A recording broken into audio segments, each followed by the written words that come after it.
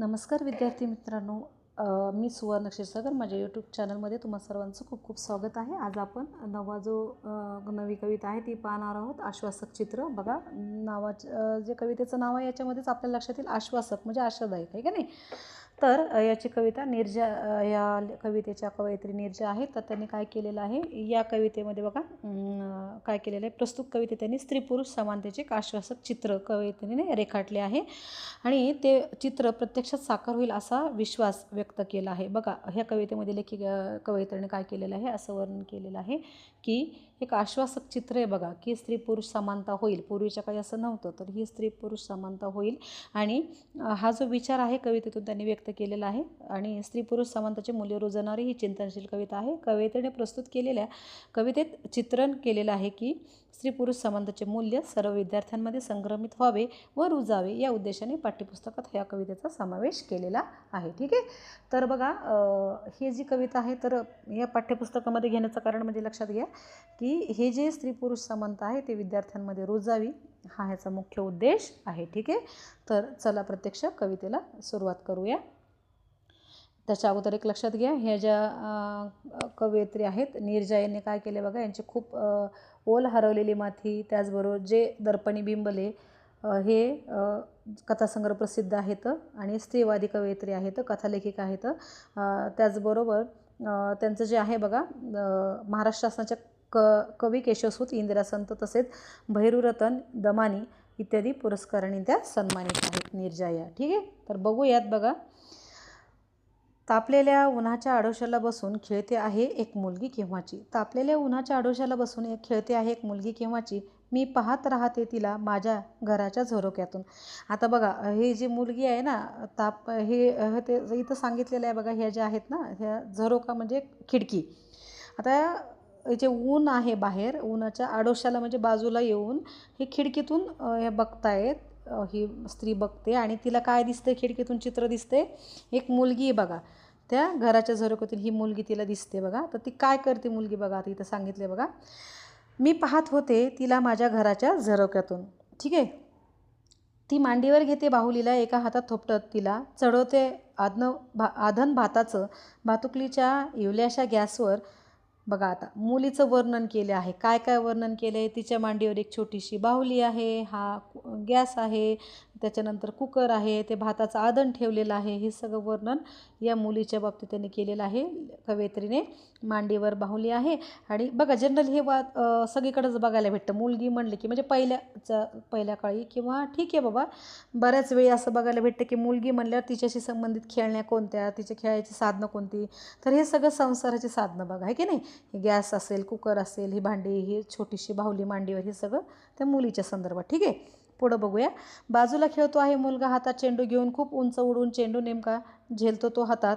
मुलगी पाहत राहते कौतुकाने त्याच्याकडे, अचानक बाजूला ठेवून बाहुलीला ती जवळ जाते त्याच्या. मुलगा दाखवतो तिला आपलं कसं पुन्हा एकदा.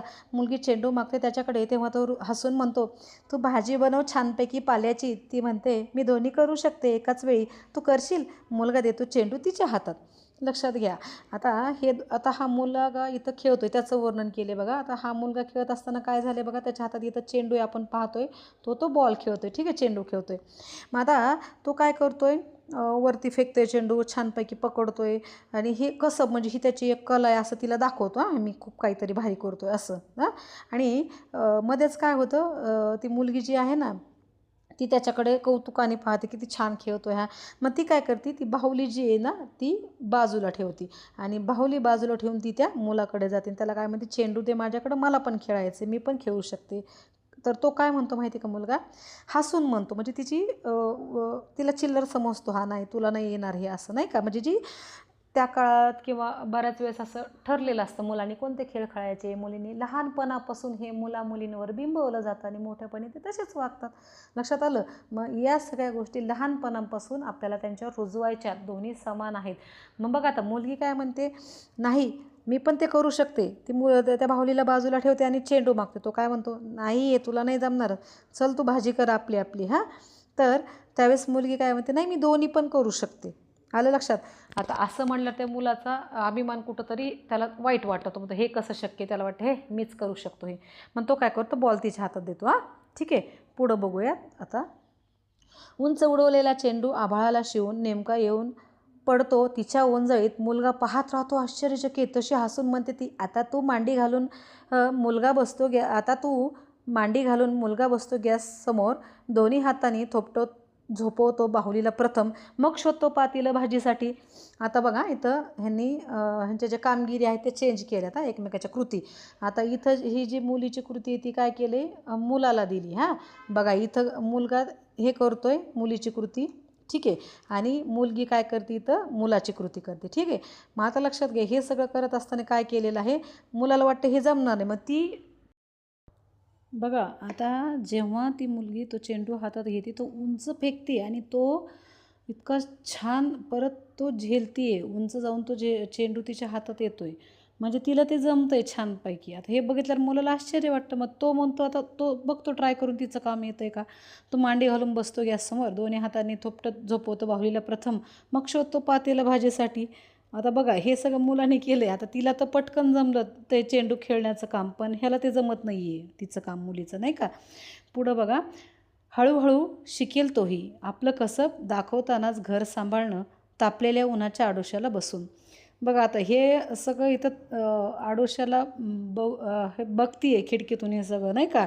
उन्हाच्या आडोशाला बसून कोण काय करते, ही मुलगी जी करते सगळं ते ही बघत होती आडोशातून, बरं का. पण आता इथं काय होतं बरं का नेमकं, आता तो मुलगा असं सांगितलं जातं की तोही हळूहळू शिकल. जसं या मुलीला ते पटकन जमलं बॉल फेकणं झेलणं, तसं याला जमत नाही, ठीक आहे, पण हळूहळू तो शिकेल. त्याचं कसब म्हणजे त्याचं कौशल्य, बाहेरचं काम सांभाळून घरातलं सुद्धा करणं हे तोही शिकेल, ठीक आहे. पुढं बघूया. माझ्या घराच्या झरोक्यातून दिसत आहे एक आश्वासक चित्र उद्याच्या जगाचं, जिथं खेळले जातील सारेच खेळ एकत्र. भातुकलीतून प्रवेशताना वास्तवात हातात हात असेल दोघांच्याही, ज्यावर सहज विसावेल बाहुली आणि चेंडू जोडीनं. किती सुंदर बघा कवयित्रीनं नीरजा यांनी इथं सांगितलेलं आहे. कवयित्री म्हणतात की मला एक आश्वासक चित्र दिसतं इथं, ह्या खिडकीच्या आडोशातून एक आश्वासक चित्र दिसतंय की जिथं हे दोन्ही सोबत चालतील हातात हात घालून. कोण कोण, बाहुली आणि चेंडू. म्हणजे याच्या आडून लेखिकेला काय सांगायचं आहे, बाहुली म्हणजे मुलीची भूमिका आणि चेंडू म्हणजे मुलगा, ठीक आहे. म्हणजे हे दोन्हीही हातात हात घालून जेव्हा सोबत चालतील, हे असं आश्वासक चित्र उद्याचं कवयित्रीला इथं दिसत आहे.